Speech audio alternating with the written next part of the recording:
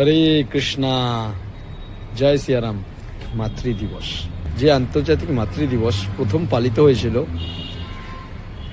আমেরিকাতে 1908 সালে, তারপর থেকে আমরা এই দিনটাকে আন্তর্জাতিক মাতৃ দিবস হিসাবে উদযাপন করি। কিন্তু ভেবে দেখুন তো, মাতৃ দিবস কি শুধু একটা দিন? শুধুমাত্র এই দিনেই কি মাদের উৎসর্গ, আমাদের জন্য তাদের ভালোবাসা, ত্যাগ, সেইটাকে স্মরণ করা যায়? নাকি মাতৃ দিবস 365 দিন হওয়া উচিত?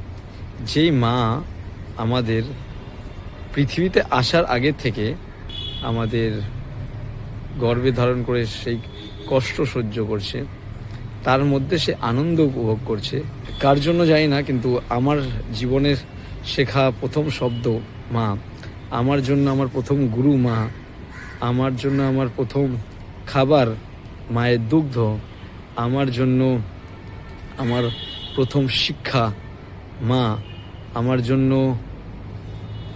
আমার পুরো পৃথিবীটা মা।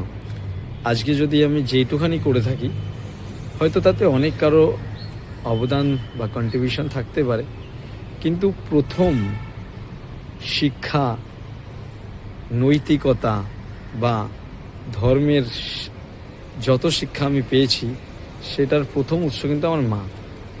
তাই আজকের দিনে আমি আমার মায়ের চরণ কমলে হাজার হাজার দণ্ডবাদ প্রণাম জানাই, আর তার চরণ কমলে এটা প্রার্থনা করি যাতে তিনি খুব ভালো থাকেন, আর তার আশীর্বাদকে পাথেয় করে আমরা যেন আগামী দিনে একটা সিম্পল লিভিং আর হাই থিঙ্কিং, যেমন প্রভুপাদ বলেছিল, সেমন একটা লাইফ বাঁচতে পারি, একটা ধার্মিক, আধ্যাত্মিক এবং পারিবারিক ব্যালেন্সপূর্ণ জীবন বাঁচতে পারি, আর গুরু গোবিন্দ আর বৈষ্ণবদের সেবায় নিজেকে নিয়োজিত করতে পারি।